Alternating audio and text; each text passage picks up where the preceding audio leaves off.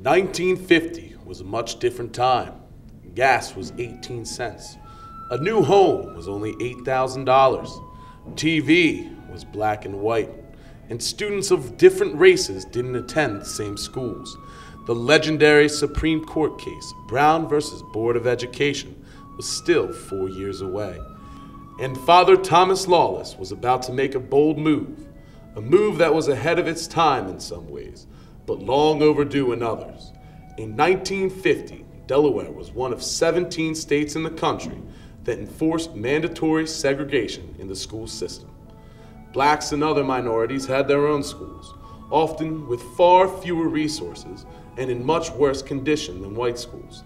By admitting 5 African American students to Salesianum, our school became the school in Delaware to invite black students to study alongside white students. November 15th, 1950 was the day. No announcements were made to faculty and students. Alfred and James Common, James Owens, Frederick Smith, and William Jones all began their careers at Salesianum. The front door opened, and this group of black students walked in. No one knew they were coming. There had been no announcement. Felix Trapacelli, class of 1954. We saw no reaction. Most students realized it was the right thing to do, and overall was an acceptance of what needed to be done. Earl Carpenter. Many outside the school thought there would be a large negative reaction, racial tension, or even violence. It was feared that some parents might withdraw their students. Father Lawless made sure from day one, if there ever was a problem, the 5 students were to go right to him. Not to teachers, not to parents, not to friends, but straight to him. Some parents voiced their feelings to the stalwart Oddly. Some threatened to pull their sons out, but Lawless remained undeterred in changing the course of Salesianum in Delaware. Father Lawless was determined that fear would no longer define who we were and would no longer hold us back from doing what was right. I see nothing to apologize for other than the fact that it wasn't done years ago. I think it's a case of reaching a point of either stopping the preaching of democracy or starting to practice it. Father Thomas Lawless. But in spite of the credit Father Lawless receives, far greater courage was required to accept the school's invitation.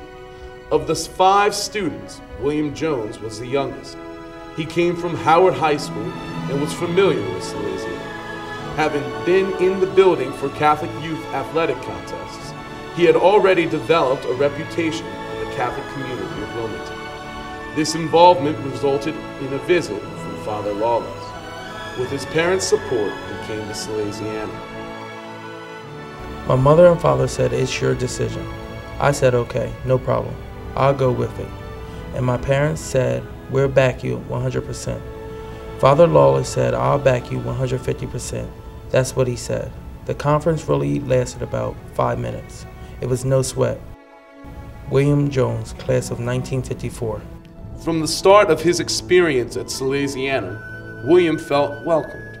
He knew this was a place where he wasn't judged by the color of his skin, but by the content of his character. No one ever needed to ask Father Lawless for help. The whole event was so uneventful. There's a temptation not to appreciate how significant it was.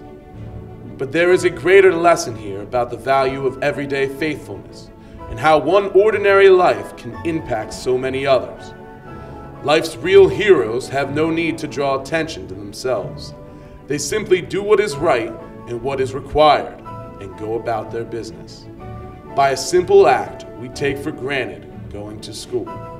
Willie and his classmates, both black and white, made a heroic statement for racial justice and civil rights in 1950. As St. Francis de Sales would say, it was a case of doing ordinary things extraordinarily well. It was as if everyone had been there all along. And the world took notice. Delaware Judge Colin Sept, who had encouraged Father Lawless to integrate Salesianum, visited school in 1951 to observe. The realization that everything was so uneventful was precisely what Judge Sept found so amazing. In 1952, inspired by Willie and Salesianum, Judge Seitz wrote the legal decision that struck down segregation in Delaware's public schools. That decision was appealed all the way to the Supreme Court, one of 5 cases from 5 different states that became part of the Brown versus Board of Education decision on May 14, 1954, when racial segregation in schools was declared unconstitutional. By that time, back at Salesianum, Willie was only weeks from his graduation, the first African-American student to attend our school for 4 years. 63 years after he accepted the invitation of Father Lawless to attend Salesianum, and after a long and happy life in Wilmington, William Jones passed away on September 2nd, 2012. He is remembered as one of the 5 students from whom Quintus House is named, and was indeed a true trailblazer, whose simple act of coming to school changed not only Salesianum, but Delaware history, and influenced the decision of the Supreme Court. Since then, the tradition of Salesianum has been pledged to continue the spirit of tolerance and understanding. Following the example of St. Francis de Sales, our brotherhood is called to welcome all people. A true Salesian gentleman respects the differences in our community and does his part to make sure that Salesianum honors its legacy, a legacy that William Jones, Father Lawless, and all the Salesian gentlemen of that era proudly built. And we do it by the little ways we welcome and respect one another each day. In the spirit of William Jones, a true Salesian gentleman, we remember the words of St. Francis de Sales. What matters is not that we have lived long, but that we have lived well, for nothing is small in the service